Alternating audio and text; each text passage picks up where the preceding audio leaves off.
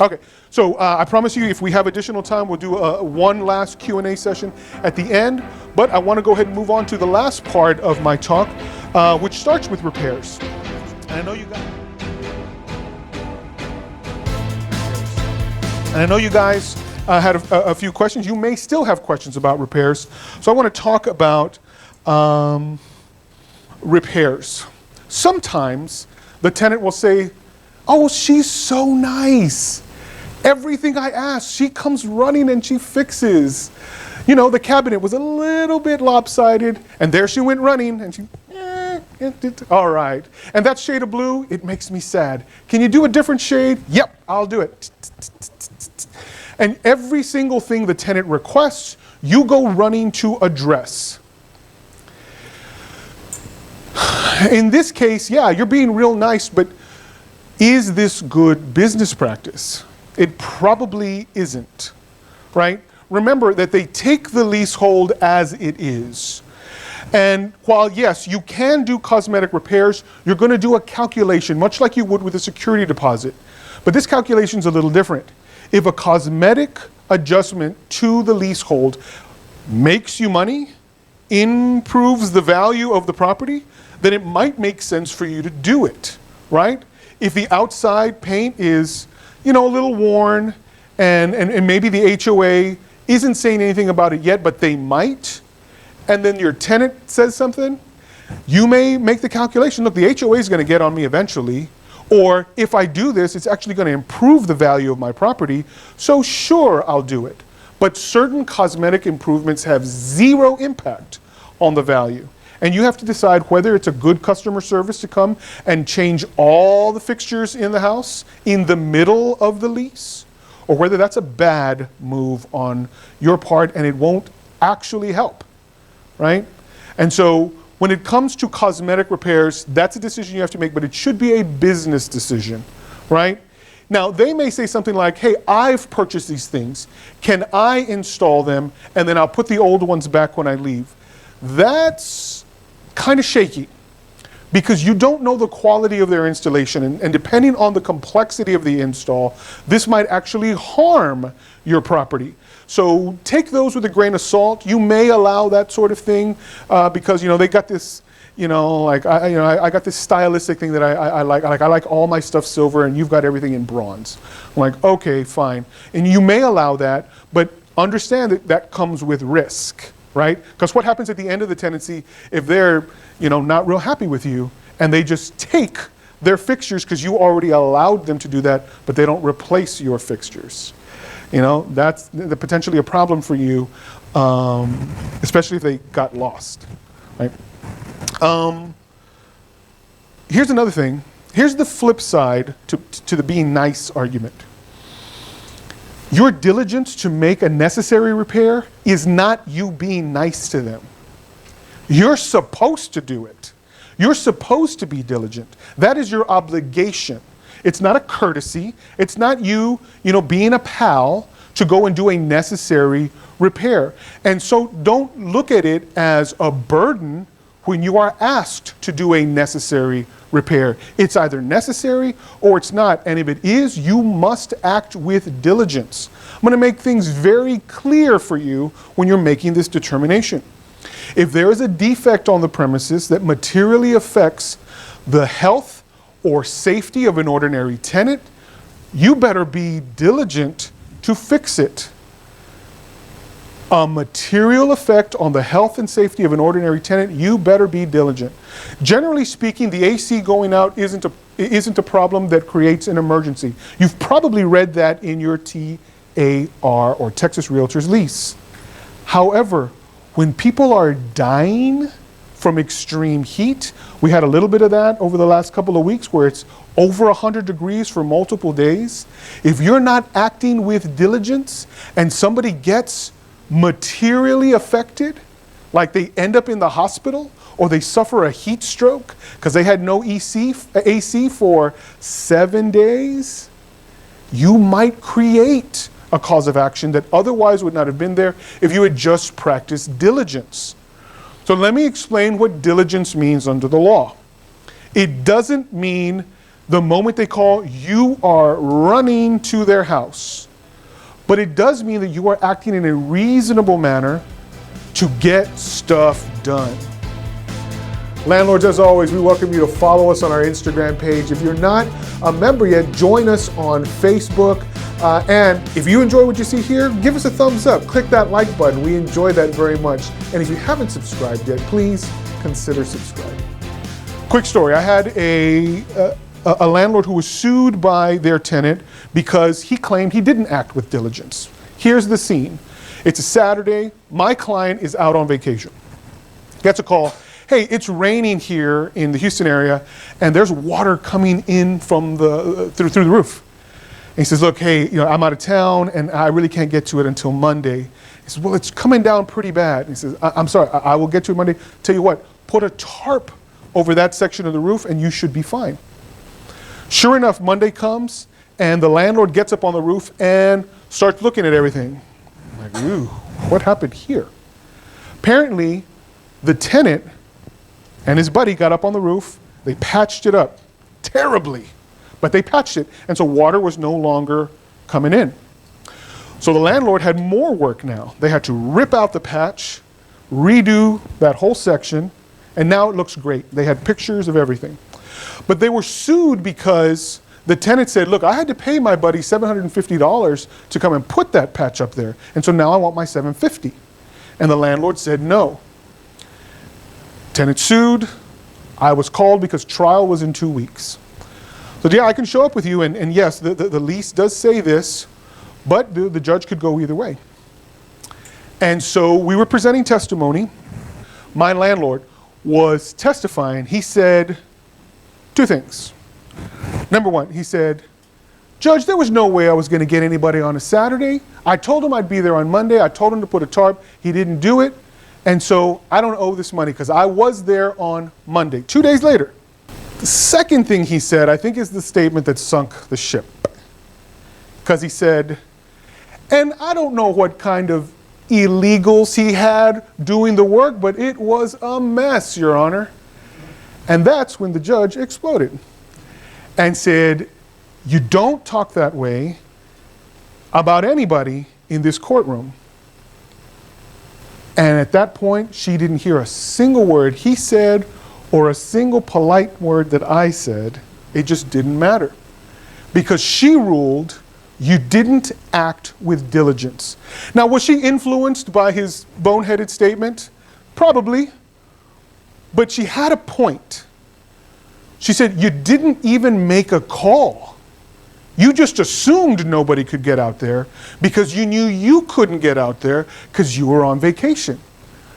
And so what I tell landlords, especially after this incident, is if you're not at least making a call, if you're not doing everything within your power, you are not acting with diligence in the eyes of the law.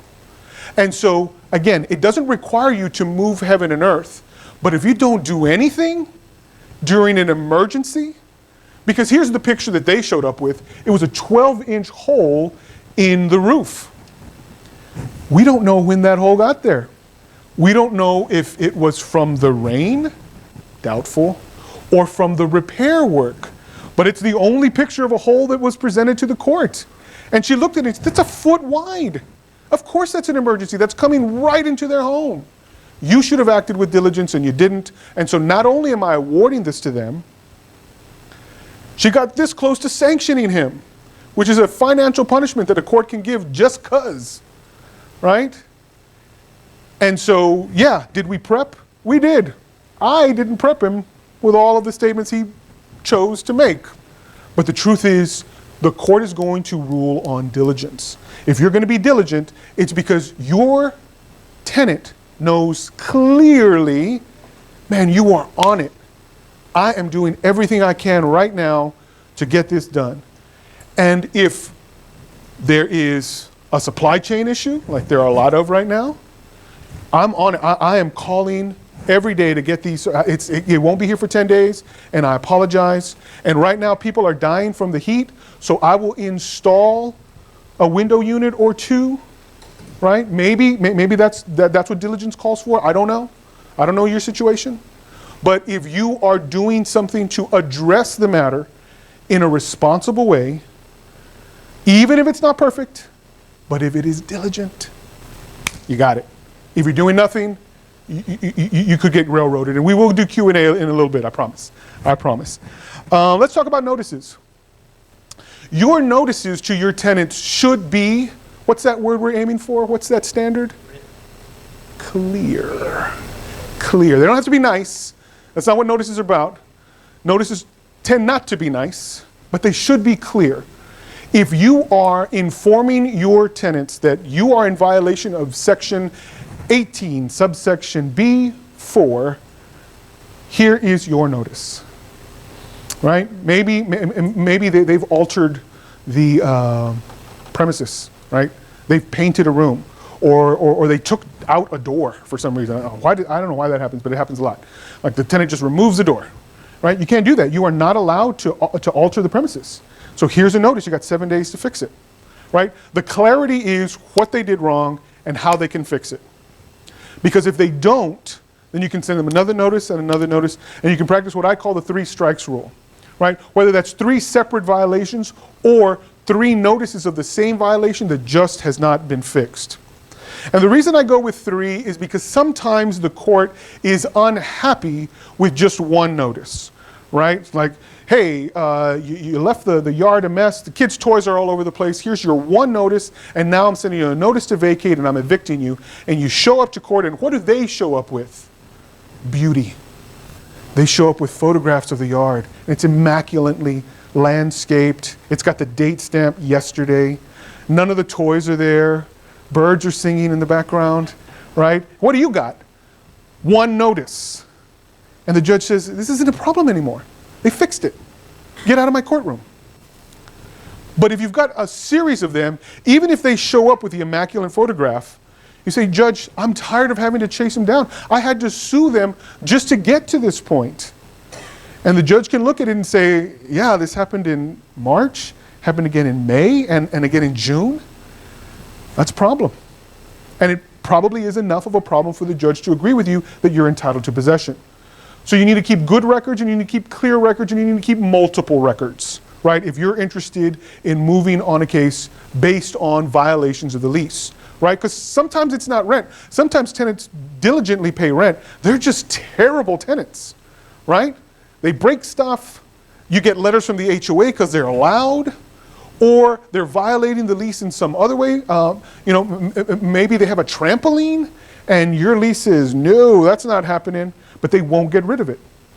You send a 7-day notice, and then you give them 3 strikes. If they can't fix the problem with each of the 7-day notices, strike 1, strike 2, strike 3, you're out, notice to vacate, right? But make sure that your notices are clear. I tell people with your notice to vacate, it should be an unequivocal demand for possession. Unequivocal, which means it's super clear you're saying, get out. You've got 3 strikes, get out. You haven't paid rent, get out.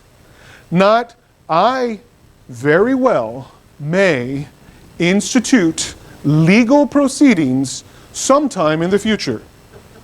Possibly. Right? That's not clear. That's so ambiguous. A court's going to look at it and say, I don't even know what you're saying. And so because I don't know what you're saying, I don't know that this amounts to a 3-day notice. It's certainly not an unequivocal demand for possession. Now, unequivocal demand for possession is not what the code says. It's what a judge once told me. She said, if I don't see an unequivocal demand for possession, I'm not granting your eviction. And so I took that to heart. And now I tell all my landlords, make sure your notice to vacate is unequivocal, right? It's get out. Now you may say, after you've handed it to them, and they say, come on, I'm going to fix it, I promise. I know I've got 3 strikes, but can we work something out? That's between you and them. But after 3 strikes, I don't know. Or they say, come on, I've got the money and I've got the late fees. I know it's the 2nd time this has happened, but I promise it won't happen again. That's between you and them. But again, bad sign, red lights going on, right? But it could be that there's some legitimacy to what they say, or they have some reasonable basis for why they messed up 3 times, but why they'll never do it again. And you can rescind your notice to vacate.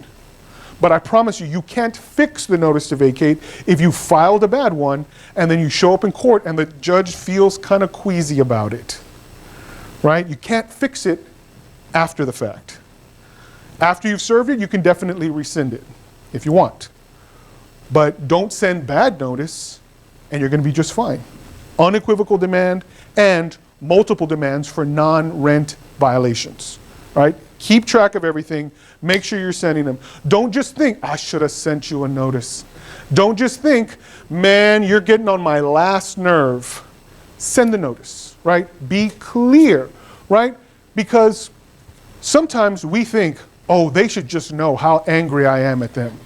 And they have no concept. They're just throwing wild parties, or they're busting holes in the wall, and or they're in animal shelter. It's like, I love strays, and so I'm collecting them and bringing them in. You know, I'm doing God's work. You know, I'm little Noah, and they should know that's wrong, because it should be on your list that's on the board, and you should be pointing to it. But if that doesn't happen, if, for example, you don't have a list on the board and you didn't have the talk with them before you handed over the keys, and you're not regularly pointing to that list, they may not be cognizant of what is really making you mad. You know what does create clarity? Your notice. It's unequivocal. It clearly tells them, I'm unhappy with this thing. Please fix it. Right? Don't take for granted that they know what you are thinking. 99% of the time, nobody knows what you're thinking. Not your tenant, not your husband, not me, right? Until you tell them, right? And so when we want to have clear interaction with our tenants, we send them a notice. Last thing, evictions. One of the main services that I supply for clients of mine is an eviction service. And you may ask yourself, what point should I, just throw the hammer down and say it's time to evict? Well, although it is a bit counterintuitive for me to say this, you're better off never having to evict. I get work because people usually waited too long, right? Or the situation just got way too complicated and it's no longer bearable for them.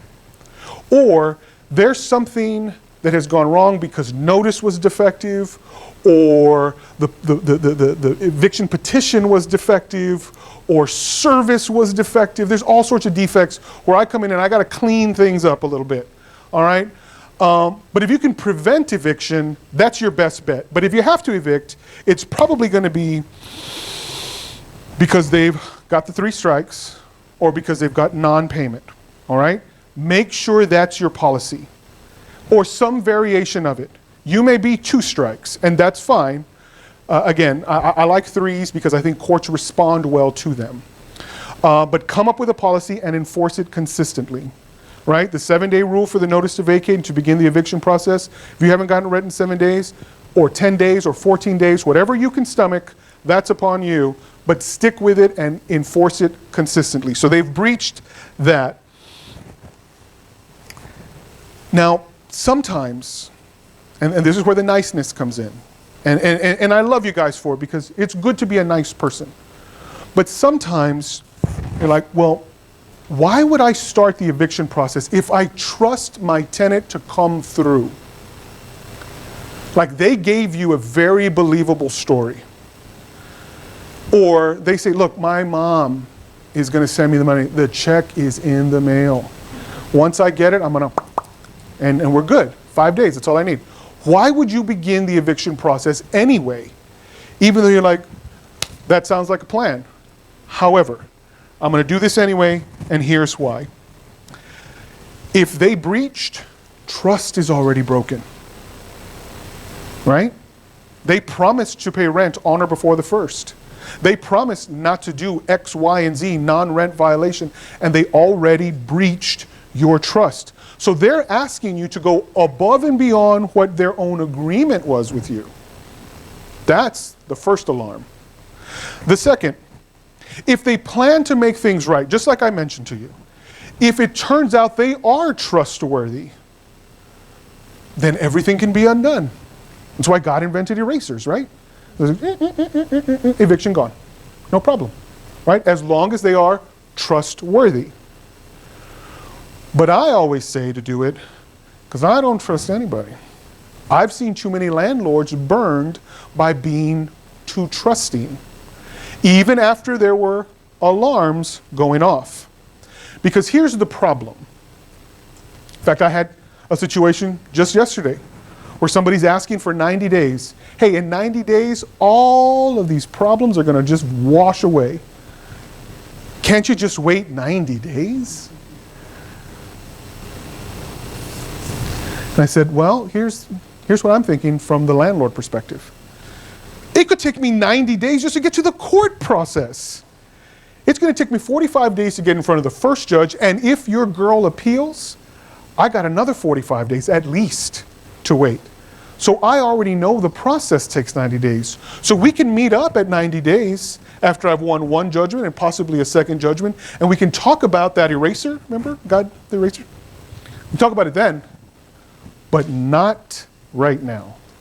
Because I don't see the money, or I don't see the packed boxes and the U-Haul truck in the driveway. If I'm going to wait 90 days, it's going to be through the eviction process. Understand that the eviction process is not a quick process. And the process itself could take 90 days.